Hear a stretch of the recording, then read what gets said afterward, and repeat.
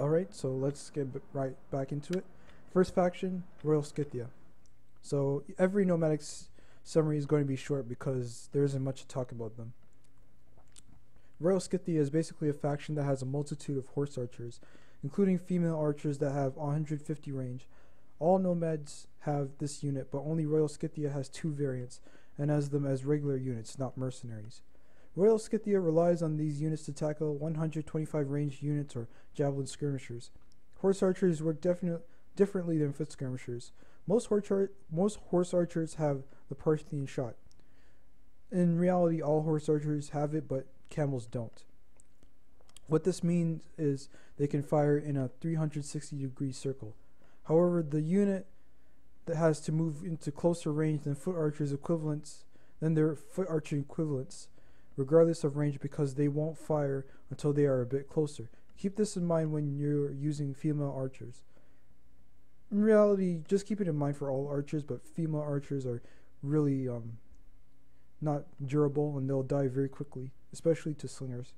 Royal Scythia does suffer when it comes to the use of Draco because the only unit that has it is a high tier melee cav unit, meaning that bringing multiple units can drain your money.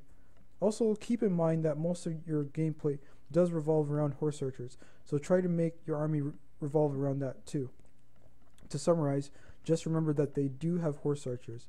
You also have access to a high tier javelin cav unit, but their use is questionable against infantry. In my opinion, Royal Scythia is best used against Rome. However, this is like roster wise. In reality, the nomads can be very dangerous against every faction, but like I said, you have to have very, very good micro to use them effectively. My typical Royal Scythian army, because most armies that I go up against that are playing as the nomads usually suck. Like, people tend to spam horse archers and think that will be good for them. For me, when I play as Royal Scythia, I bring maybe 3 or 4 Steppe Noble Lancers.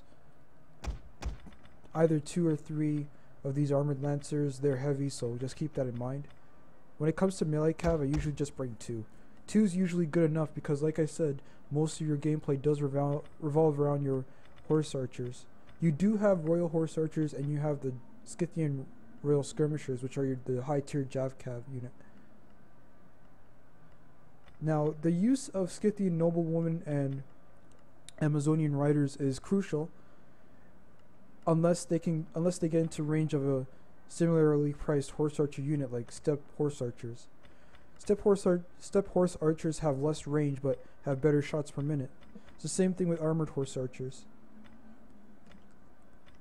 So these girls are best used at range, and you should never try to get them too close to foot skirmishers, especially slingers, because slingers will just wreck the Scythian Amazonian raiders, and over time will also hurt these girls.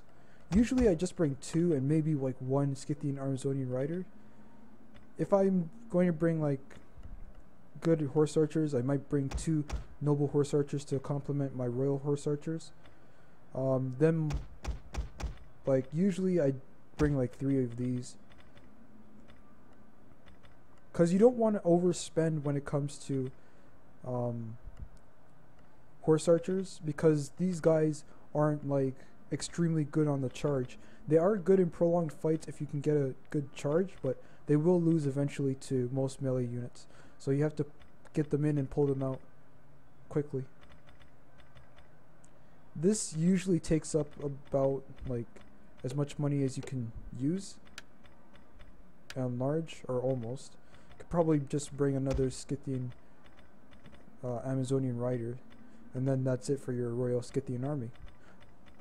Sometimes I don't even bring this much horse archers. Sometimes I'll bring an extra Lancer unit and then this, and then that's it. But it's up to you.